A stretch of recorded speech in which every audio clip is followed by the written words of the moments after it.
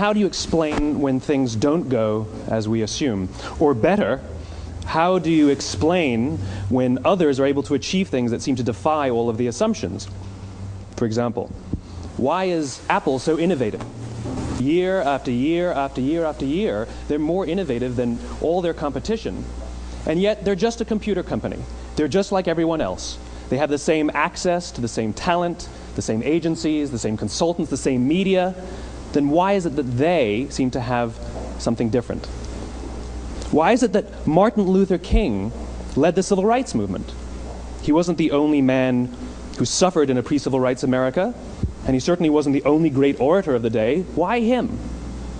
And why is it that the Wright brothers were able to figure out controlled powered manned flight when there were certainly other teams who were better qualified, better funded, and they didn't achieve powered manned flight, and the Wright brothers beat them to it? There's something else at play here. About 3.5 years ago, I made a discovery, and this discovery profoundly changed my view on how I thought the world worked, and it even profoundly changed the way in which I operate in it. As it turns out, there's a pattern. As it turns out, all the great and inspiring leaders and organizations in the world, whether it's Apple or Martin Luther King or the Wright brothers, they all think, act, and communicate the exact same way, and it's the complete opposite to everyone else. All I did was codify it. And it's probably the world's simplest idea. I call it the golden circle.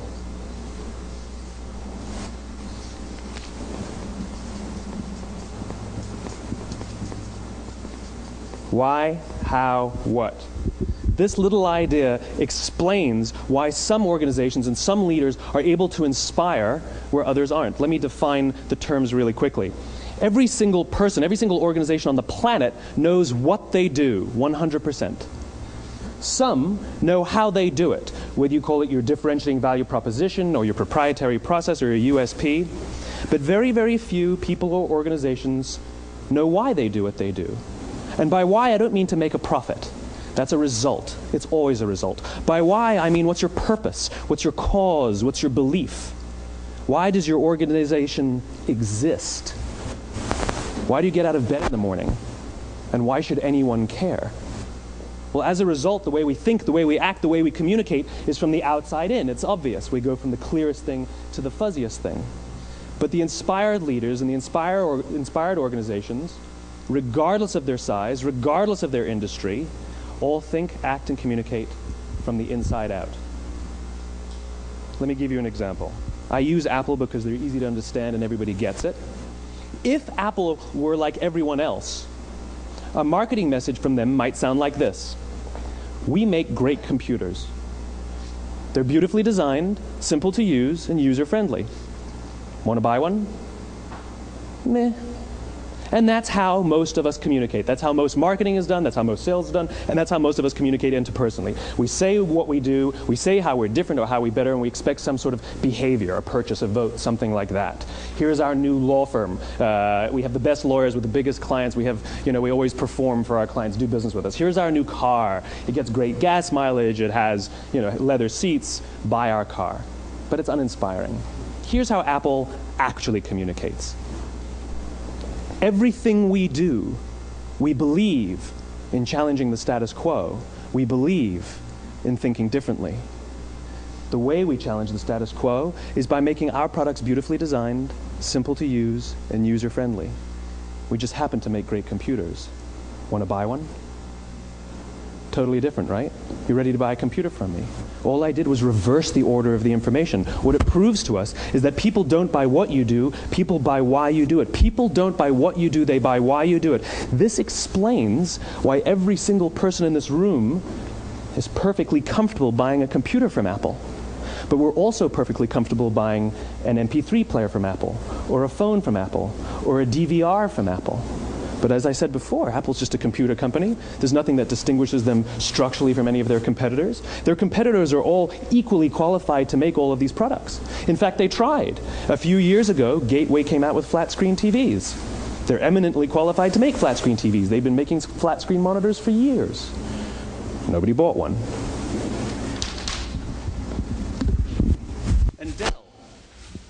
Dell came out with MP3 players and PDAs. And they make great quality products, and they can make perfectly well-designed products, and nobody bought one. In fact, talking about it now, we can't even imagine buying an MP3 player from Dell. Why would you buy an MP3 player from a computer company? But we do it every day. People don't buy what you do, they buy why you do it. The goal is not to do business with everybody who needs what you have. The goal is to do business with people who believe what you believe. Here's the best part. None of what I'm telling you is my opinion. It's all grounded in the tenets of biology, not psychology, biology. If you look at a cross-section of the human brain, looking from the top down, what you see is the human brain is actually broken into three major components that correlate perfectly with the golden circle. Our newest brain, our Homo sapien brain, our neocortex, corresponds with the what level. The neocortex is responsible for all of our rational and analytical thought and language. The middle two sections make up our limbic brains, and our limbic brains are responsible for all of our feelings, like trust and loyalty. It's also responsible for all human behavior, all decision-making, and it has no capacity for language. In other words, when we communicate from the outside in, yes, people can understand vast amounts of complicated information like features and benefits and facts and figures. It just doesn't drive behavior. When we communicate from the inside out, we're talking directly to the part of the brain that controls behavior, and then we allow people to rationalize it with the tangible things we say and do. This is where gut decisions come from. You know, sometimes you can give somebody all the facts and your figures, and they say, I know what all the facts and details say, but it just doesn't feel right. Why would we use that verb? It doesn't feel right. Because the part of the brain that controls decision-making doesn't control language. And the best we can muster up is, I don't know, it just doesn't feel right. Or sometimes you say you're leading with your heart or you're leading with your soul. Well, I hate to break it to you, those aren't other body parts controlling your behavior. It's all happening here in your limbic brain, the part of the brain that controls decision-making and not language. But if you don't know why you do what you do, and people respond to why you do what you do, then how will you ever get people to vote for you or buy something from you, or more importantly, be loyal and want to be a part of what it is that you do? Again, the goal is not just to sell people who need what you have. The goal is to sell to people who believe what you believe. The goal is not just to hire people who need a job. It's to hire people who believe what you believe. I always say that, you know, there's if you hire people just because they can do a job, they'll work for your money. But if you hire people who believe what you believe, they work for you with blood and sweat and tears. And nowhere else is there a better example of this than with the Wright brothers. Most people don't know about Samuel Pierpont Langley. And back in the early 20th century, the pursuit of powered man flight was like the dot-com of the day. Everybody was trying it. And Samuel Pierpont Langley had what we assume to be the recipe for success. I mean, even now, you ask people, why did your product or why did your company fail? And people always give you the same permutation of the same three things. Undercapitalized, the wrong people, bad market conditions. It's always the same three things. So let's explore that. Samuel Pierpont Langley was given $50,000 by the War Department to figure out this flying machine. Money was no problem. He held a seat at Harvard and worked at the Smithsonian and was extremely well connected. He knew all the big minds of the day. He hired the best minds money could find, and the market conditions were fantastic. The New York Times followed him around everywhere, and everyone was rooting for Langley. And how come we've never heard of Samuel Pierpont Langley? A few hundred miles away in Dayton, Ohio, Orville and Wilbur Wright. They had none of what we consider to be the recipe for success. They had no money. They paid for their dream with the proceeds from their bicycle shop. Not a single person on the Wright brothers' team had a college education, not even Orville or Wilbur. And the New York Times followed them around nowhere. The difference was Orville and Wilbur were driven by a cause, by a purpose, by a belief. They believed that if they could figure out this flying machine, it'll change the course of the world. Samuel Pierpont Langley was different. He wanted to be rich, and he wanted to be famous. He was in pursuit of the result. He was in pursuit of the riches. And lo and behold, look what happened. The people who believed in the Wright brothers' dream worked with them with blood and sweat and tears. The others just worked for the paycheck.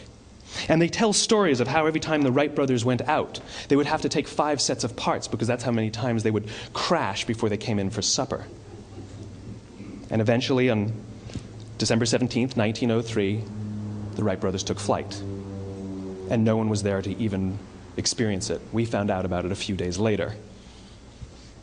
And further proof that Langley was motivated by the wrong thing, the day the Wright brothers took flight, he quit. He could have said, "That's an amazing discovery, guys, and I will improve upon your technology." But he didn't. He wasn't first. He didn't get rich. He didn't get famous. So he quit.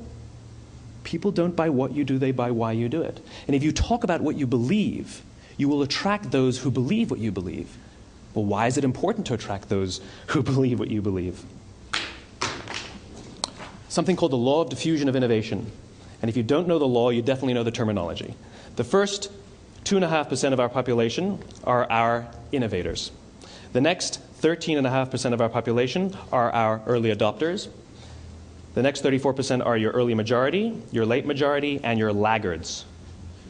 The only reason these people buy touch-tone phones is because you can't buy rotary phones anymore.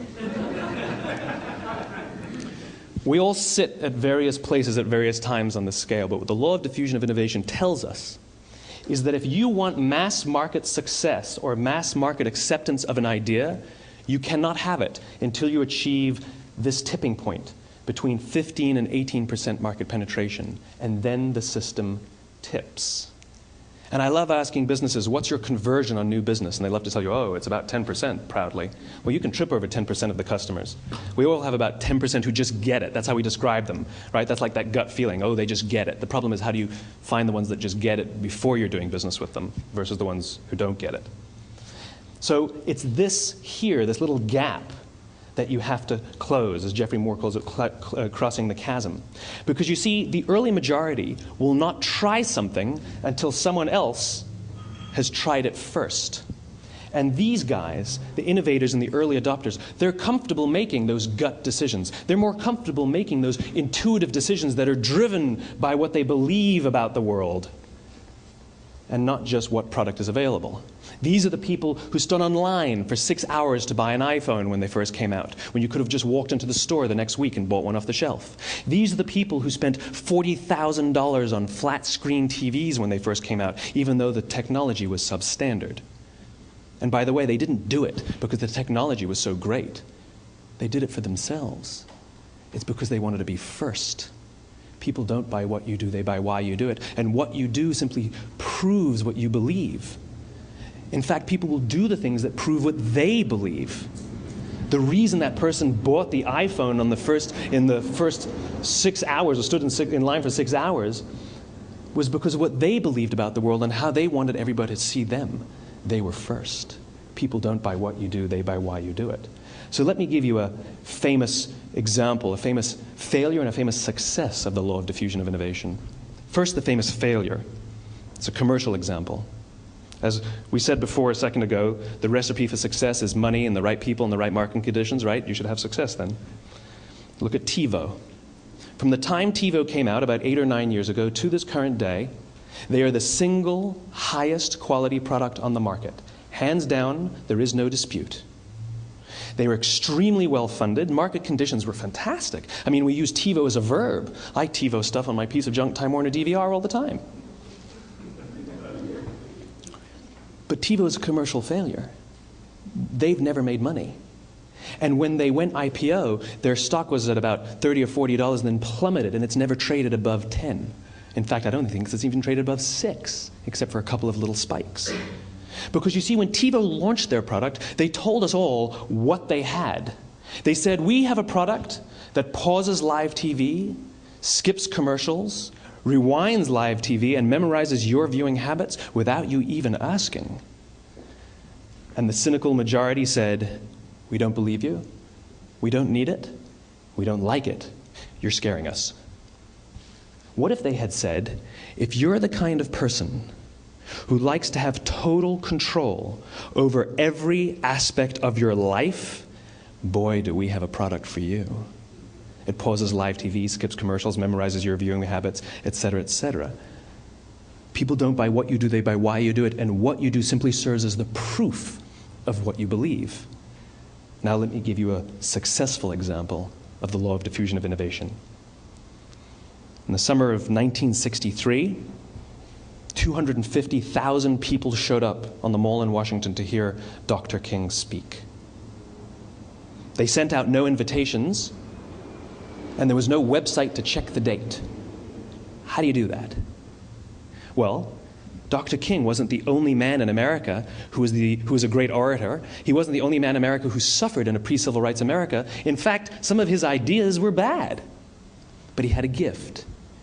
He didn't go around telling people what needed to change in America. He went around and told people what he believed. I believe, I believe, I believe, he told people.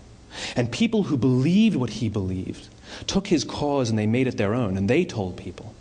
And some of those people created structures to get the word out to even more people.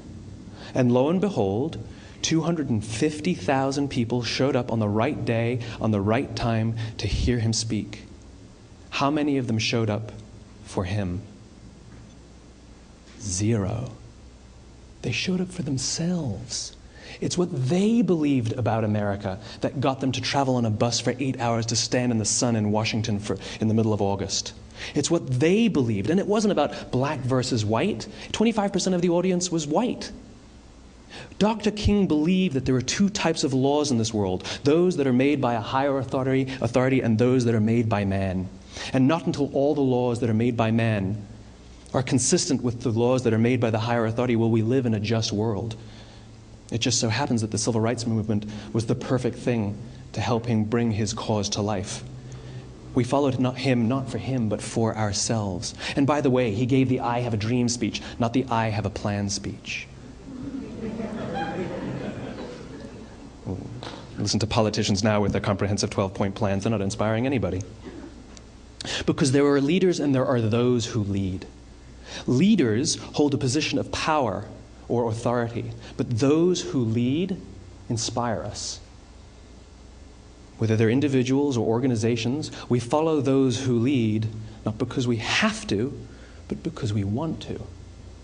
We follow those who lead not for them, but for ourselves. And it's those who start with why that have the ability to inspire those around them or find others who inspire them. Thank you very much.